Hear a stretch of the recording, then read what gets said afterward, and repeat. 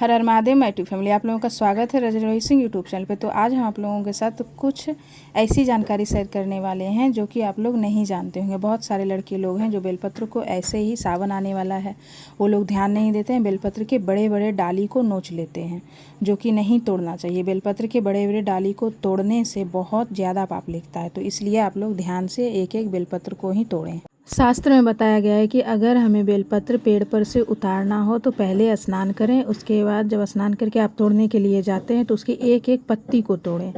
यानी कि जो 3 पत्ती वाला होता है सिर्फ उसे एक पत्ता ही तोड़ें। डाल जो बड़ा बड़ा सब तोड़ लेते हैं।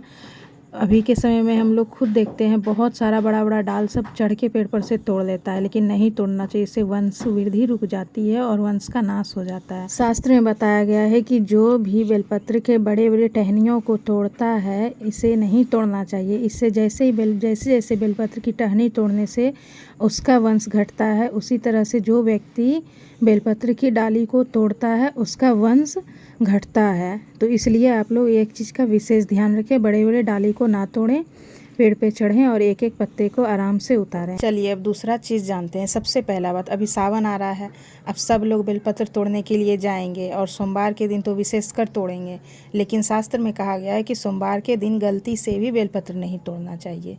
सोमवार को हम लोग पूजा करते हैं तो बेलपत्र उस दिन बिल्कुल नहीं तोड़ा जाता है।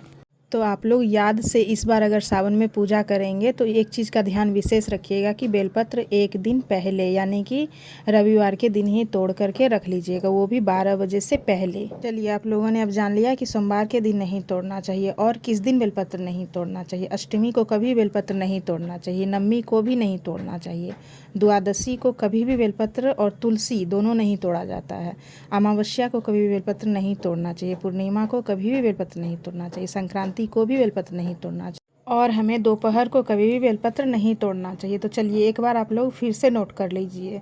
सोमवार को बेलपत्र नहीं तोड़ना चाहिए, चतुर्थी को नहीं, अष्टमी को नहीं, नवमी को नहीं, द्वादशी को नहीं, चतुर्दशी को भी नहीं, अमावस्या को नहीं, पूर्णिमा को नहीं, संक्रांति को नहीं। ये सारी चीज़ नोट कर लीजिए। इस दिन कभी भी बेलपत्र भूल से ना तोड़ें। अब सब बोलेंगे कि बेलपत्र तब हम किस दिन तोड़ें।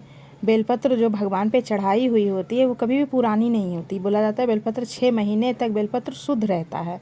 उस पर जल छिड़क कर आप एक दूसरे दिन उसी बेलपत्र का इस्तेमाल कर सकते हैं। अगर आप पहले से तोड़ के रखे हैं तो कोई बात नहीं, अगर नहीं है तो मंदिर से लेके आप चढ़ा सकते हैं। तो ये थी कुछ जानकारी बेलपत्र को लेकर। आप लोगों को वीडियो अच्छी लगी हो तो दूसरे के साथ शेयर ज़रूर करें।